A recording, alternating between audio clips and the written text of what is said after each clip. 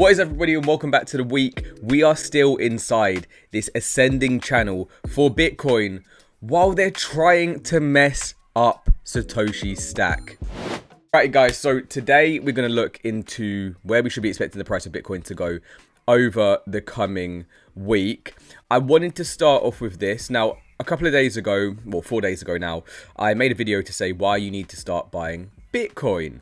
And essentially it was because all the big players are getting a large percentage of the total supply, and you know, all of us need to be owning about 0.1 to 1 Bitcoin at least at some point in our life, because they're going to take it all, right? There's only 21 million Bitcoin. Today, Dev proposes a BTC fork that would redistribute Satoshi's wallet. Now, before I continue, you guys let me know your opinions on this, right? But longtime Bitcoin developer Paul is proposing a fork that would reassign part of Satoshi's 1.1 million Bitcoin. The plan is to copy Bitcoin into a new chain called eCash with native eCash tokens, hold 4.19 BTC at the time, get 4.19 eCash. You can sell it, keep it, ignore it entirely. Okay, certain wallets like Satoshi's would be flagged as inactive and their balances would be redistributed under the new rules. Supporters argue this could revive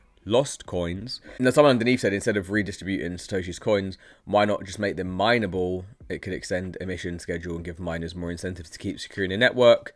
The whole point is that people should not be able to mess with our coins. Imagine you held Bitcoin for 10 years, you didn't move it, you just held it as a store of value, and then they introduce a fork that says anybody that's held Bitcoin for 10 or more plus years, we're going to redistribute them into the ecosystem. We're going to use them for new miner emissions. You'd be pissed off. And one of the big key points of why people hold Bitcoin is so that, you know, people can't mess with your money. You know, it's not like a bank where you put money in a bank and then they lend it out 1-to-1 and, you know, you earn interest off that. It's not the whole point. It's not the point of Bitcoin, guys. So again, you know, let me know your opinions of this in the comment section. I am a no. Now, we've been straight up since the start of April with a declining volume on BTC. Do you think this is bullish? You can see it very, very clearly here. We'll look into our charts as well as to why we were expecting lower prices in the coming weeks to months. But if you do want to be trading this, guys, then I actually partnered with Alpha X. For the first 100 users, you guys are going to get $100 for free in trading bonuses, right? You don't need to deposit. You don't need to do anything like that. It's for the first 100 people that see this, okay? So again, really cool incentive from them to you guys. I think I'm one of the first people working with them. This is an example of one of the trades I did. I got a little deposit bonus from them. I used a 300 deposit bonus, and then I just did an absolute big dick long, 200x long. Again, you don't have to do 200x. You can do a very low leverage. But ROI over the weekend, you know, 153%.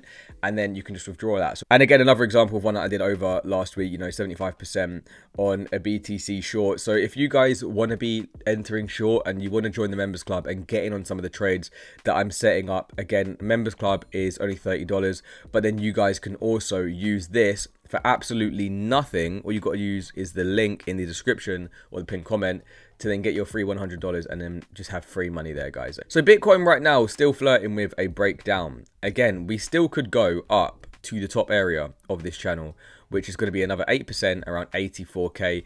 84k was a key area of interest that we've been looking at on the channel for the past few weeks now, and that was because it was right at the bottom of this swing low. Okay, so you know, if something happens this week, maybe we get a good catalyst, we got some earnings coming out this week in the stock market, could kind of like pull the market up with us. If the S&P does really well, maybe Bitcoin will start to have a little bit, we'll have a bit of a tailwind and then push us up to 87k or 84.7k before any initial rejections, guys.